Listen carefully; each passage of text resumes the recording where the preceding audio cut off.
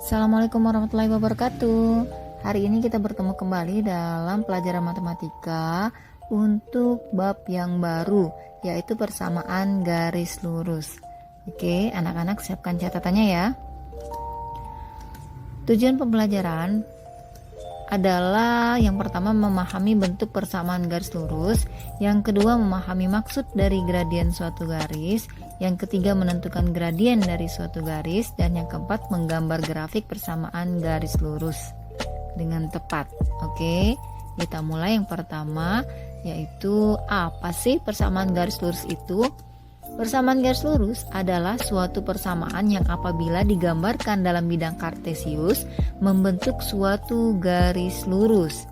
Nah, bentuk umumnya yaitu Y sama dengan MX ditambah C. Berikut ada contoh-contohnya ya. Nah, sebelum itu kita lihat dulu. Di sini ada huruf M, ini menggambarkan atau melambangkan gradien. Kemudian C ini adalah konstanta. Nah, kalian lihat di sini ada 3 contoh yang Ibu berikan.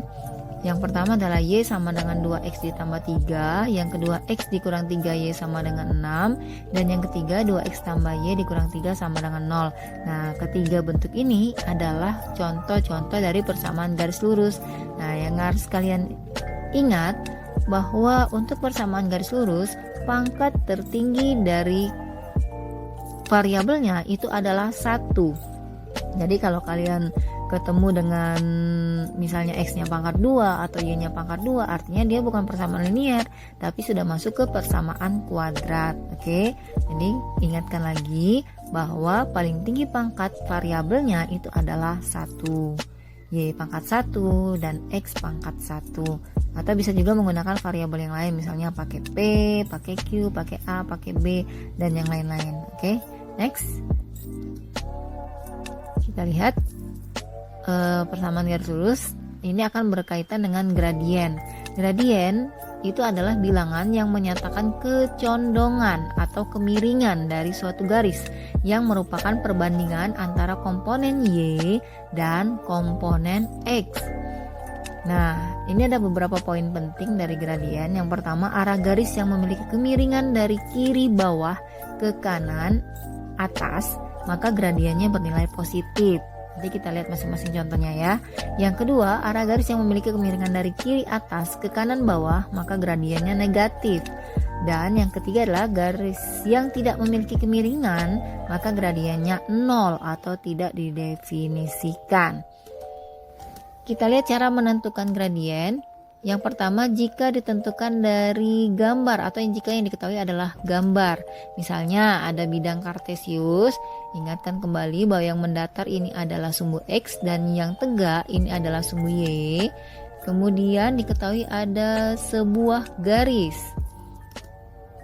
Maka kamu bisa menentukan gradiennya atau yang dilambangkan dengan huruf M. Ini bisa kita cari dengan delta Y atau perubahan komponen Y dibagi dengan perubahan komponen X. Yang mana perubahan komponen Y?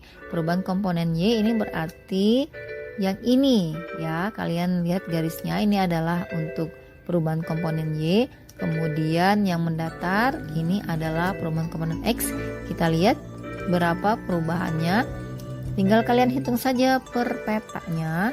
Itu 1, 2, 3, 4, 5, 6. Kemudian yang X 1, 2, 3, 4, 5, 6. Tinggal kalian masukkan ke rumus, maka perubahan komponen Y nya itu adalah 6, perubahan komponen X juga 6, maka 6 bagi 6 sama dengan 1. Nah, ini sesuai dengan poin yang tadi sudah dijelaskan.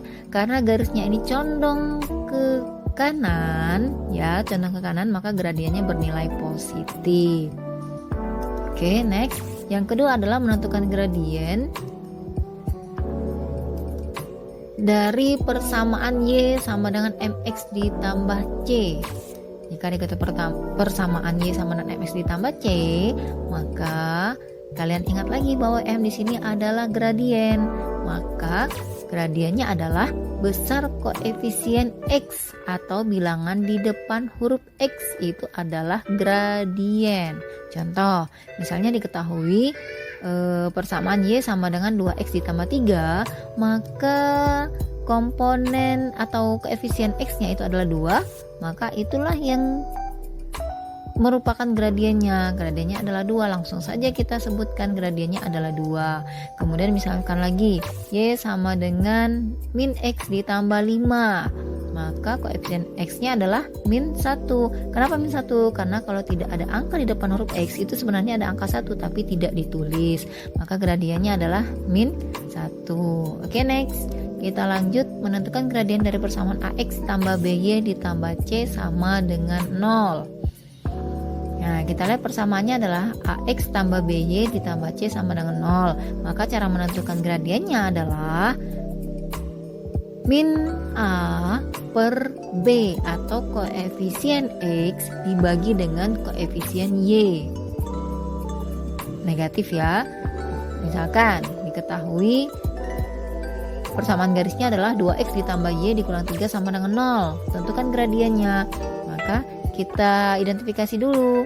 2X tambah Y dikurang 3 sama dengan 0 ini nilai A-nya atau koefisien X-nya itu adalah 2. Kemudian nilai B-nya atau koefisien Y-nya itu adalah 1. Tinggal kita masukkan rumus saja. M sama dengan min A per B. Min 2 dibagi 1. Maka gradiennya adalah min 2. Oke, sampai sini paham? Paham ya? Kita lanjutkan ke menentukan gradien dari dua titik yang diketahui. Misalkan diketahui dua titik yang melalui garis adalah P dan Q dan masing-masing koordinatnya adalah X1, Y1 dan X2, Y2, maka gradiennya bisa kita cari dengan menggunakan rumus Y2 dikurang Y1 dibagi X2 dikurang X1. Contoh, misalkan gradien garis yang melalui titik P 1,3 dan Q 5,7, kita identifikasi dulu. 1 itu adalah X1, 3 itu adalah Y1, kemudian 5 itu adalah X2, 7 itu adalah Y2. Tinggal masukkan saja ke dalam rumus. Y2 kurang Y1 dibagi X2 dikurang X1, 7 kurang 3 dibagi 5 dikurang 1 sama dengan 4 dibagi 4, maka gradiennya adalah 1. Oke, Ibu rasa di sini cukup paham ya. Tinggal kalian masukkan saja ke rumusnya. Kemudian masukkan satu persatu nilai X1, X2, Y1 dan Y2 nya. Oke, next.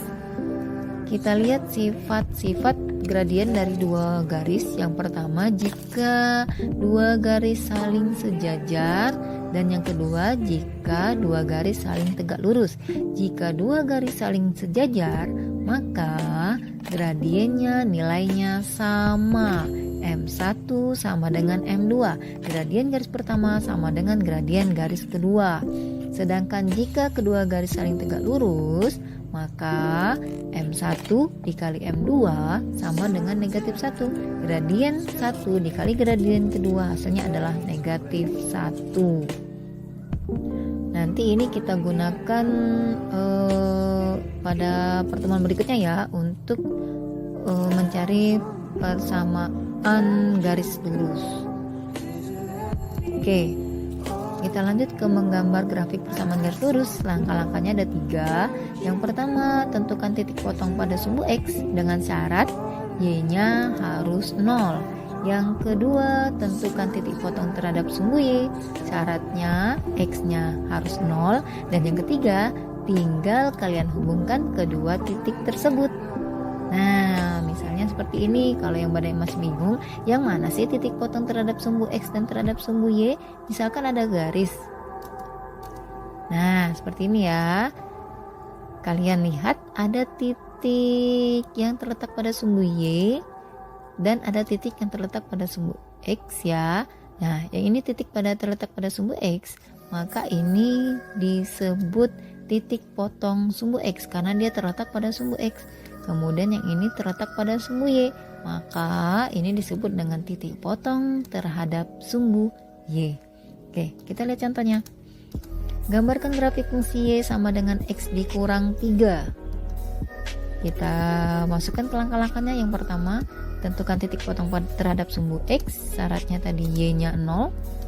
Kita masukkan ke persamaan, Y-nya kita buat 0. Jadi 0 sama dengan X dikurang 3.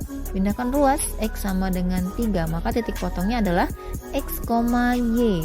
X-nya 3, Y-nya 0. Jadi 3,0. Yang kedua adalah titik potong terhadap sumbu Y. Maka X-nya harus 0. Kita masukkan, X-nya kita jadikan 0. Jadi Y sama dengan negatif 3. Maka titik potongnya adalah X-nya 0, Y-nya min 3. 0, min 3. Tinggal kita gambarkan. Titik 3,0 dan titik 0, min 3. Dan kita hubungkan kedua titik tersebut membentuk suatu garis lurus. Garis lurus inilah yang persamaannya adalah Y sama dengan X dikurang 3. Oke, gimana? Gampang kan? Gampang sekali. Oke, masih banyak referensi lain, bisa ada dalam buku paket atau dari buku modul atau dari sumber-sumber lain. Bisa kalian pelajari untuk menambah lagi pengetahuan dan pemahaman. Jika masih bingung, boleh bertanya dengan ibu ya. Untuk hari ini cukup materinya sampai di sini. Minggu depan kita akan mempelajari untuk menentukan persamaan garis lurus. Kita lanjutkan minggu depan ya. Untuk hari ini, wassalamualaikum warahmatullahi wabarakatuh.